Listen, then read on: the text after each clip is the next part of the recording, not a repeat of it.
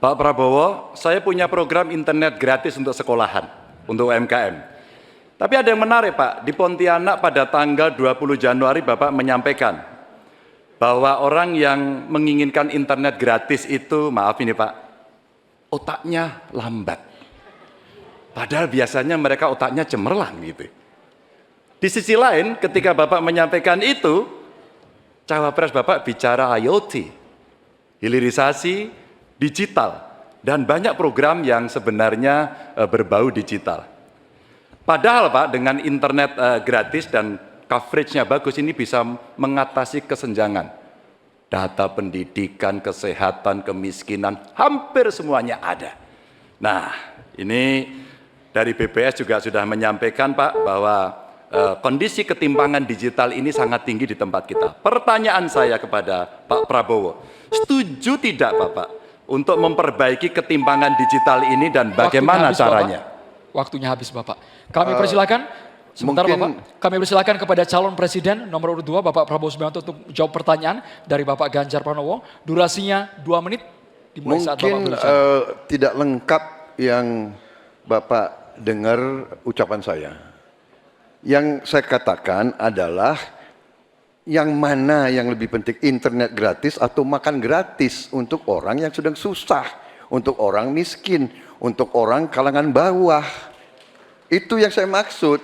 Kalau internet gratis, ya saya setuju, tapi jangan internet gratis lebih dipentingkan daripada makan gratis. Makan ini mutlak untuk rakyat kita. Mereka harus makan, anak-anak harus makan, orang miskin harus makan.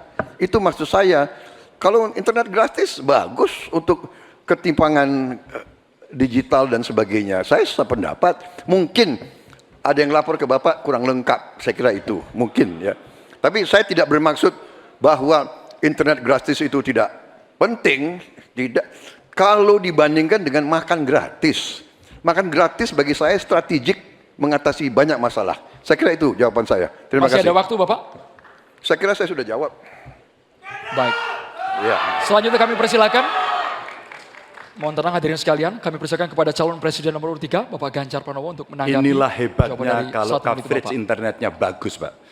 Jejak digital tidak akan pernah hilang Pak Prabowo. Maka statement Bapak yang hari ini mencoba mengklarifikasi rasa-rasanya di publik sudah lewat Pak. Karena pertanyaan Bapak itu sangat clear dan membandingkan itu. Maka kalau kita berbicara bahwa orang yang pilih internet gratis otaknya maaf lambat, saya kira statement itu sangat sadis. Dan tentu saja apa yang mesti kita lakukan Pak, ada kurang lebih 12.000 desa yang masih blank spot.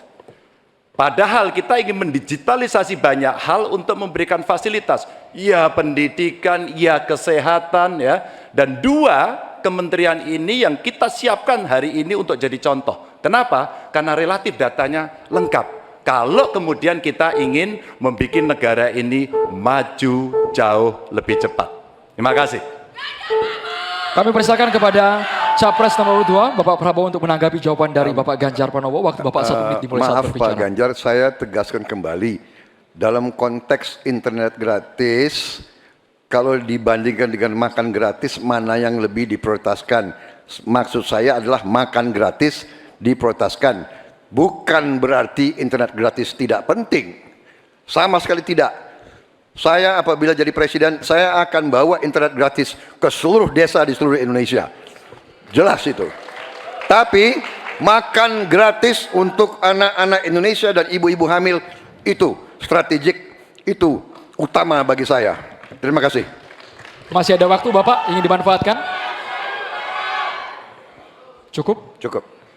Ya, selanjutnya kita akan beralih ke Capres nomor urut 1, Pak Anies Baswedan yang akan bertanya ke Capres nomor urut 3, Pak Ganjar Pranowo. Silakan Pak Anies, pertanyaannya dimulai 1 menit dari Anda berbicara.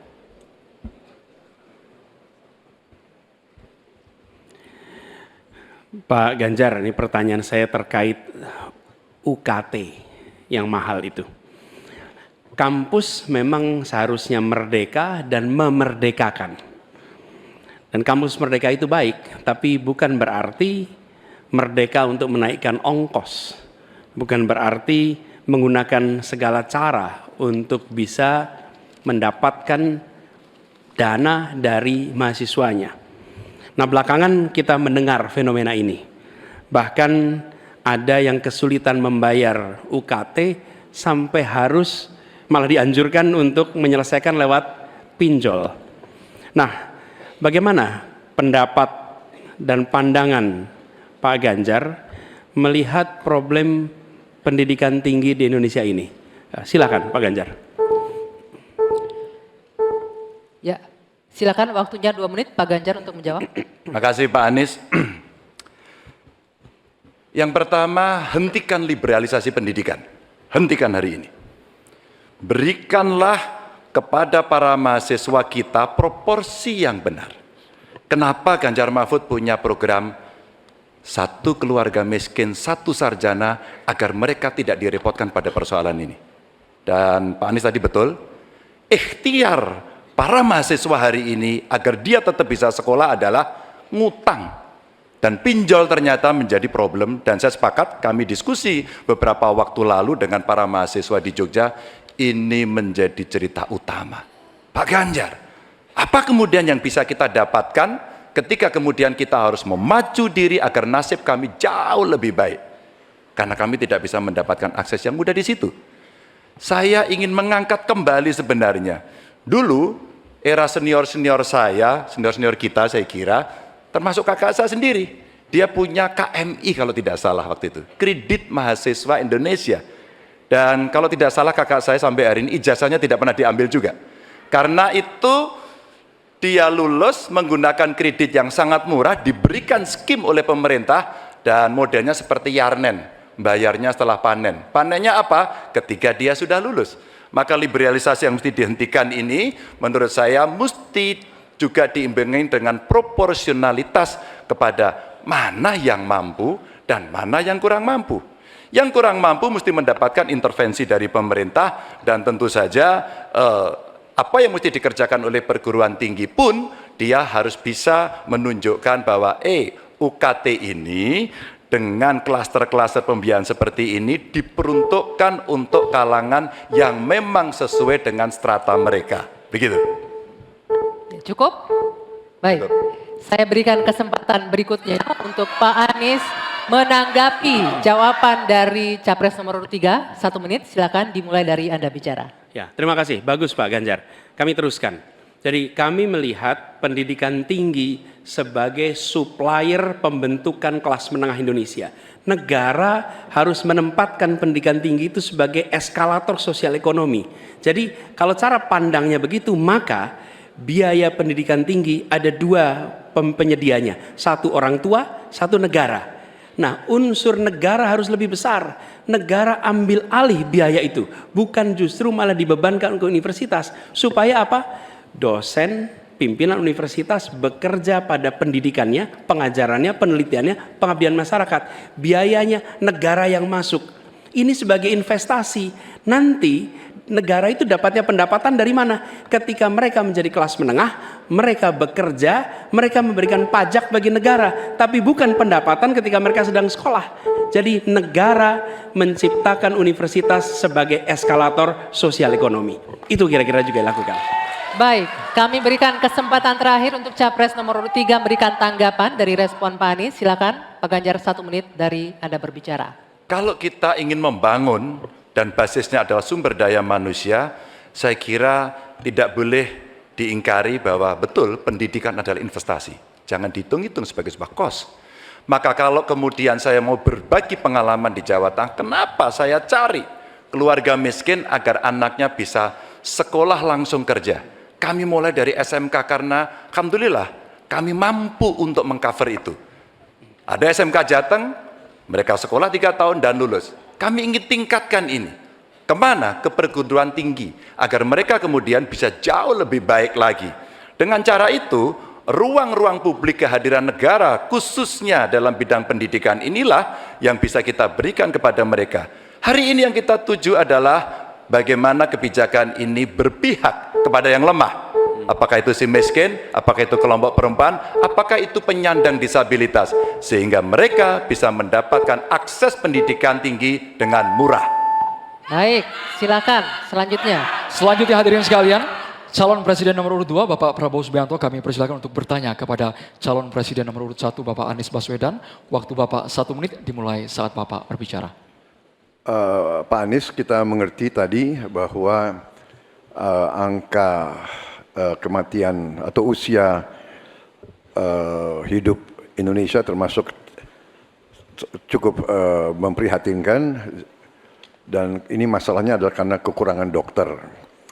Apakah Bapak setuju dengan gagasan saya untuk secara besar-besaran mengirim 10.000 anak-anak kita ke luar negeri dengan beasiswa penuh untuk belajar kedokteran dan sains, teknologi, dan engineering mathematics sebagai langkah darurat untuk mengatasi kesulitan ini dalam waktu yang sesingkat-singkatnya. Terima kasih. Masih ada waktu Bapak? Cukup? Silakan Bapak Anies Baswedan untuk langsung menjawab pertanyaan dari Bapak Prabowo Subianto. Waktu Bapak 2 menit untuk menjawab, silakan. Ya, prinsip untuk meningkatkan kompetensi kami setuju Pak. Karena kompetensi yang meningkat bagaimanapun juga akan bermanfaat.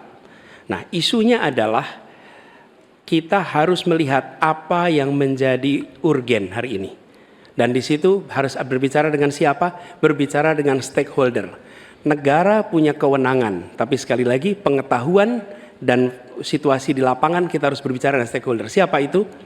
Asosiasi profesi, kemudian Kementerian Kesehatan, dinas di daerah, kemudian para aktivis, para pengamat, para pakar. Kumpulkan datanya, lihat apa yang menjadi kebutuhan. Sehingga kita bukan meloncat langsung ini adalah yang dibutuhkan. Kenapa? Karena seringkali yang kita anggap sebagai kebutuhan belum tentu di lapangan itu menjadi kebutuhan. Tapi prinsip pengembangan kompetensinya setuju Pak. Dan bila memang diharuskan untuk belajar ke luar negeri, maka go ahead. Tapi bila dibalik, profesor yang dibawa ke sini, institusinya dibawa ke sini juga tidak masalah. Karena dengan begitu proses belajar itu akan terjadi. Jadi kami melihat pengembangan kompetensi itu baik. Jangan tapinya memastikan sesuai dengan data yang ada supaya apa yang kita investasikan bisa menjawab kebutuhan. Jadi ada unsur pentingnya, ada unsur urgensinya. Kita kerjakan mana? Yang dapat dua-duanya, yang urgen dan yang penting, supaya hasilnya bisa langsung kita manfaatkan untuk Indonesia. Begitu jawabannya kira-kira Bapak. Masih ada waktu Bapak? Cukup? Ingin dimanfaatkan? Kami persilakan kepada Bapak Prabowo untuk langsung menanggapi jawaban dari Bapak Anies Baswedan. Waktu Bapak 1 menit. Baik, saya kira Pak Anies, saya kira masalahnya adalah datanya sudah cukup jelas bahwa kita kekurangan 140.000 dokter. Sebagai contoh, di Atambua ada satu rumah sakit yang seharusnya ada 16 dokter, dokternya hanya 1 orang. Jadi dia kewalahan, dia harus melayani 3 kabupaten. Jadi bagaimanapun pemerintah saya kira harus ambil tindakan-tindakan yang cukup darurat. Dan untuk itu menurut kami ya kita harus ambil langkah-langkah berani, mengirim sebanyak mungkin. Tapi saya setuju juga mengundang profesor-profesor untuk mengajar di kita. Jadi saya usulkan bahwa dari 92 fakultas kedokteran kita tingkatkan menjadi 300 fakultas kedokteran. Jadi saya kira usul Pak Anies baik juga mengundang profesor ke Indonesia. Bapak. Terima kasih. Terima kasih, waktunya habis. Kami persilakan Bapak Anies Baswedan untuk menanggapi jawaban dari Bapak Prabowo. Waktu Tentu. Bapak 1 menit. Baik, terima kasih. Jadi, tapi ini juga Pak Prabowo yang saya hormati, kita banyak memberikan perhatian pada aspek kuratifnya. Itu memang betul, harus dikerjakan. Tapi jangan lupa aspek preventifnya. Dan ketika bicara aspek kuratif ada 2. Satu adalah soft infrastructure, tadi tenaga medisnya. Yang kedua hard infrastructure-nya. Apa itu? Misalnya nih, 15 dari 38 provinsi belum memiliki rumah sakit kelas A. Ini harus dibangun. Kemudian 171 kecamatan di 8 provinsi ini belum memiliki puskesmas. Jadi kita harus memikirkan dua-duanya Pak. soft infrastructure, manusianya, hard infrastructure, dan jangan lupa itu semua adalah efek dari pola hidup yang tidak, salah satunya efek pola hidup yang tidak sehat. Karena itulah promotif preventif itu penting, sehingga kita tidak hanya mengobati tapi juga mencegah. Demikian. Baik, Ya. terima kasih Bapak. Baik, berakhir sudah sesi tanya jawab antar calon presiden. Kita masih akan lanjutkan lagi, tapi silakan beri tepuk tangan yang meriah dulu untuk sesi tanya jawab 3 calon presiden ini. Oke.